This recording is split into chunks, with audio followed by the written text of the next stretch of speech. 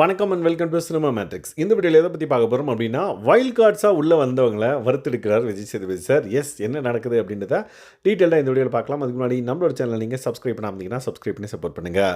Sandra and then Prajan இவங்க ரெண்டு பேரும் உள்ளே போகிறப்ப பெனாயில் போட்டு கழுவி தள்ளு செல் அப்படின்ற மாதிரி சொல்லிட்டு போனாங்க. ஆனால் அவங்க என்ன பண்ணாங்க அப்படின்றது உங்களுக்கே தெரியும். அதை விஜய் சேதுபதி சார் மென்ஷன் பண்ணுறாரு.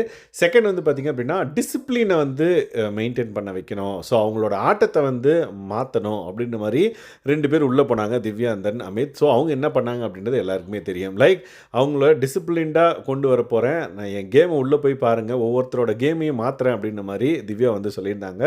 பட் அவங்களும் பார்த்தீங்கன்னா பார்வதி வெர்ஷன் 2ன்ற மாதிரி அவங்களோட கேம் இருந்தது.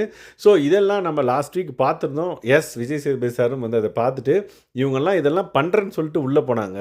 இவங்க என்ன பண்ணி வச்சுருக்காங்க பார்த்தீங்களா, வாங்க போய் கேட்கலாம் அப்படின்ற மாதிரி விஜய் சேதுபதி சார் ஒவ்வொரு விஷயமா கேட்குறாரு. Basically like review of wild card contestants with other contestants அப்படின்னு சொல்லலாம்.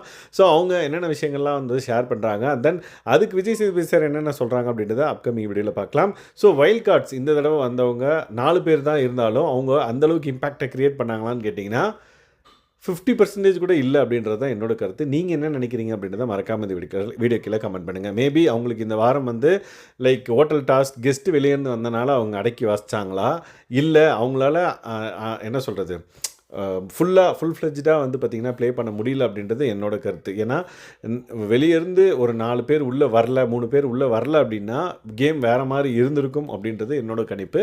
ஸோ நீங்கள் அதை பற்றி என்ன நினைக்கிறீங்கன்றதை கமெண்ட் பண்ணுங்கள். இந்த மாதிரியான பிக் பாஸ் அப்டேட்ஸ்க்கு நம்மளோட சேனலை சப்ஸ்கிரைப் பண்ணாமல் சப்ஸ்கிரைப் பண்ணி சப்போர்ட் பண்ணுங்கள். தேங்க்ஸ் கைஸ், பாய்.